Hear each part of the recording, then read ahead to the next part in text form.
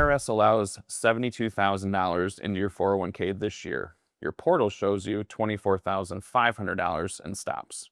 The $47,500 difference is a tab most executives never open, and over 12 years it compounds to $860,000 in tax-free money that simply never gets funded because the portal was never built to tell you it was there. If you are maxing your 401k every year and you think you are done, you are probably leaving the most valuable tax-free bucket in the plan untouched. There's a third contribution type inside most corporate 401k plans that sits between your elective deferrals and the IRS ceiling. It's called after-tax contributions.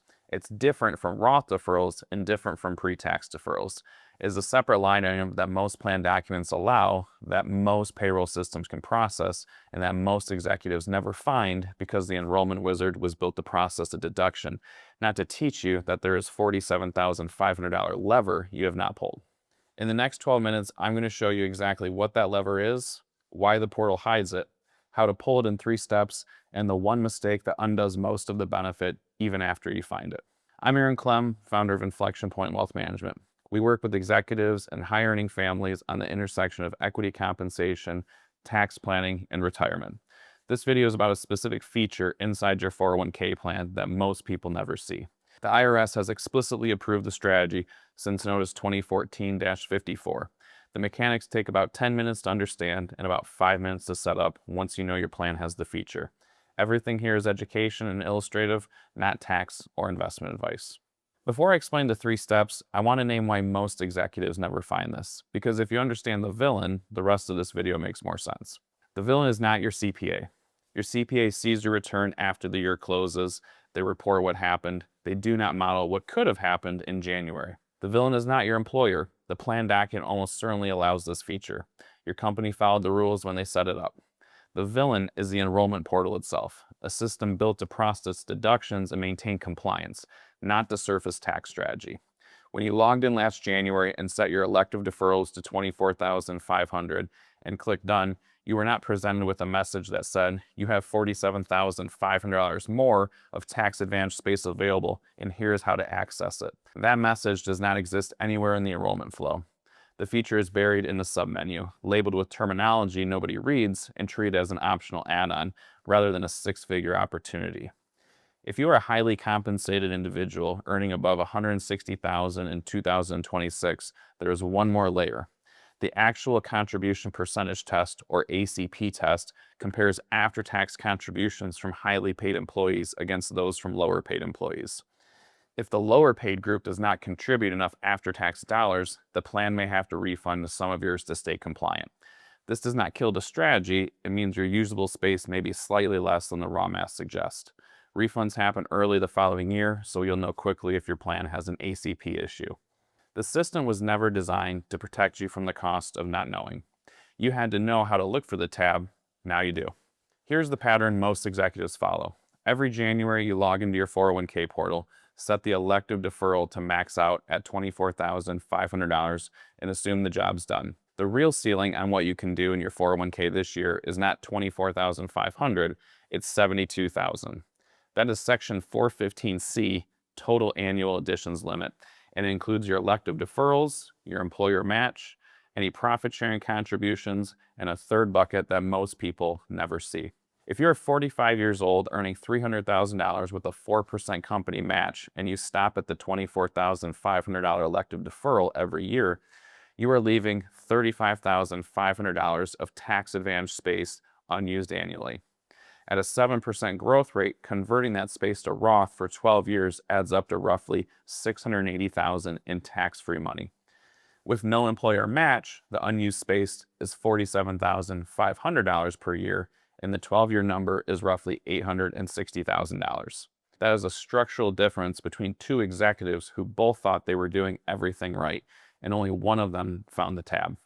The strategy is a 3-step sequence. The IRS has had clear guidance on it since Notice 2014-54. Here's how it works. Step 1.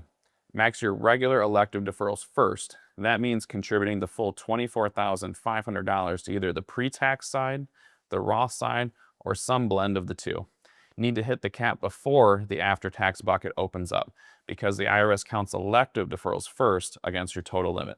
Do not skip this step. Step 2. Elect additional after-tax contributions to fill up whatever room is left under the $72,000 total limit. If your employer matches 4% of your $300,000 salary, that's $12,000.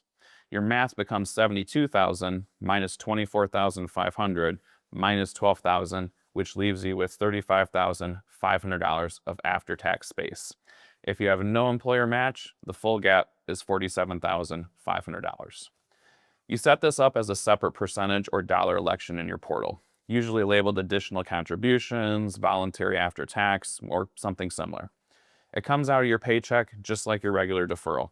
That money was already taxed on your W-2, so it does not reduce your taxable wage base the way pre-tax deferrals do. If your plan does not show an after-tax election option, call the plan record keeper directly. Ask specifically, does the plan allow after-tax employee contributions, and does it allow in-service rollovers or in-plan Roth conversions? Those two questions will tell you whether the door is open. If you have a large corporate 401k plan, there is a good chance that feature exists and is simply not advertised. Step 3 is the critical move. You convert those after-tax dollars to Roth as quickly as possible. Some plans allow in-plan Roth conversions, which means the after-tax money moves directly into the Roth 401k sub-account inside the plan. Other plans allow in-service distributions, which means you roll the after-tax money out to a Roth IRA while you are still employed. Either path gets you to the same place. Here's why speed matters. After-tax contributions go into the plan with after-tax basis. You have already paid income tax on them, but while they sit inside the plan, any earnings they generate are treated as pre-tax amounts by the IRS. If you let the money sit for a year and then convert, you will owe ordinary income tax on the earnings portion. If you convert monthly or quarterly, the earnings are negligible. Here's what that looks like in practice. If you contribute $3,000 in after tax in January, and by February that $3,000 has grown to $3,015, you convert the full $3,015. The $3,000 of basis goes to Roth tax-free. The $15 of earnings goes to traditional IRA where it stays tax deferred. Your tax bill on the conversion is roughly $4. That is the entire cost of moving $3,000 into Roth status for the rest of your life. Before 2014, this strategy was messy. The IRS treated each rollover destination as a separate distribution, which meant your after-tax and pre-tax money got blended proportionally in every account. Notice 2014-54 changed the rule so that all the disbursements scheduled at the same time count as a single distribution. You can now direct the after-tax basis to Roth and the pre-tax earnings to a traditional account in one clean transaction. Completely legal, completely above board, and completely underused. For this to work, your plan document needs to allow 3 specific features. First, the plan must allow after-tax employee contributions. Many standard corporate 401k plans only offer pre-tax and Roth elective deferrals. If you do not see an after-tax election in your portal, that is likely why. Second, the plan must allow either in-plan Roth conversions or in-service distributions. Some plans let you contribute after-tax money, but will not let you move it until you leave the company. The earnings build up the whole time you wait, and you end up with a larger taxable chunk when you finally roll it out. You're still better off contributing than not contributing, but the ideal plan lets you convert while you're still employed. Third, the plan needs to process those conversions quickly enough that earnings do not accumulate. If your record keeper only reconciles these transactions quarterly, you're stuck with 3 months of earnings every time. It is still worth doing, but monthly is better than quarterly, quarterly is better than annually. If your plan has all 3, you're ready to start. If it does not, you know exactly what to ask for during the next plan redesign cycle. The 3 questions to bring to your HR record keeper. Does your plan allow for after-tax employee contributions? Does it allow in-plan Roth conversions or in-service rollovers to a Roth IRA? And how frequently can I process the conversion? I want to be honest with you about why most executives never find this even when they go looking. The plan document has the feature. The portal buries it. And your HR team may not surface it because their job is enrollment compliance, not tax optimization. Your CPA files a return. They are not monitoring your plan features in January when the elections are open. Your financial advisor may not know your specific plan well enough to flag it. So the feature sits there, year after year, unused, while the enrollment window opens in October, runs through November, and closes before anyone whose job it is to look at the whole picture has asked the right question. That is the coordination gap I see in almost every executive client situation I review. The feature is available. Nobody is in the seat that connects the plan document to the tax return to the calendar. That seat is usually empty, and this is one of the most expensive places it shows up. If your situation looks like this, 45 years old, $300,000 salary, already maxing the $24,500 elective deferral, here is what that after-tax bucket is worth over 12 years. Same 401k, same career, same company in some cases. One executive checked the after-tax box. The other knew it was there. The difference is not salary. It's not market performance. It's a payroll election that takes about 5 minutes to set up once you know the feature exists. Compare that to a taxable brokerage account. If you invested the same $35,500 after tax in a brokerage, you would owe tax on dividends every year. When you sell in retirement, you would owe long-term capital gains on the growth. The brokerage version of the same 12-year scenario delivers significantly less, with tax drag on dividends annually and capital gains at sale that can easily shave tens of thousands of dollars off the final balance. The Roth version gives you tax-free growth and tax-free withdrawals on the same contributions. And if your situation looks like this, but your plan does not currently allow after-tax contributions, you now know what to ask for in the next plan redesign. That is a conversation worth having. The executives who have this feature available and are not using it are subsidizing the ones who are. There is one mistake that undoes most of the benefit of the strategy, and is the most common one I see. Some executives find the after-tax bucket, start contributing, and then let the money sit inside the plan for months or even years before converting it. That is the wrong move. Earnings on after-tax contributions are treated as pre-tax amounts by the IRS. When you eventually convert, those earnings are taxable as ordinary income. The longer you wait, the bigger the earnings pile grows, and the bigger your tax bill on conversion. If you contribute $3,000 per month and convert immediately, your taxable earnings might be $50 for the same year. If you wait a full year, the same pile could generate $2,000 or more in taxable earnings depending on market performance. The solution is not complicated. Convert frequently if your plan allows in-plan conversions, and set them to happen automatically every pay period or every month.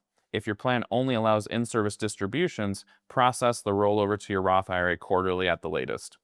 Some record keepers only handle these once a year. If that is your plan, you will tax on a year's worth of earnings, but the strategy is still worth doing. Monthly is better, quarterly is acceptable, annual is the floor, not the goal. And the contribution window itself closes December 31st. There is no retroactive fix. You cannot make a lump sum catch-up contribution in January for the prior year. The after-tax space is a use it or lose it annual allowance. Once the calendar turns, that year's room is gone. The IRS allows $72,000 in your 401k this year. The portal showed you $24,500 and stopped. The $47,500 difference, the tab the portal never opened for you, is the most valuable unused space in your retirement plan. And unlike most retirement planning decisions, this one does not require a market call, a timing judgment, or a complex restructuring. It requires knowing the feature exists and setting up a payroll election before December 31st. The mechanism in one sentence: contribute after-tax dollars up to the Section 415C ceiling, convert them to Roth immediately, and repeat every year until you retire. 3 steps, IRS approved since 2014, available in many large employer plans, almost never surfaced by the enrollment portal. You are already doing the right things: maxing the elective deferral, saving aggressively, taking the long view. The after-tax bucket does not require you to do more. It requires you to do the same thing you are already doing in a different sub-account with a different tax outcome on the other end. The portal never told you, now you know. If you want to know whether your specific plan has this feature available and whether the plan document allows the in-service conversion that makes it work, this is a 10-minute conversation. Link in the description. No pitch, just your plan document and your numbers. If this video was useful, subscribe. We build content specifically for executives navigating equity comp, tax planning, and retirement decisions. Thanks for watching. See you in the next one.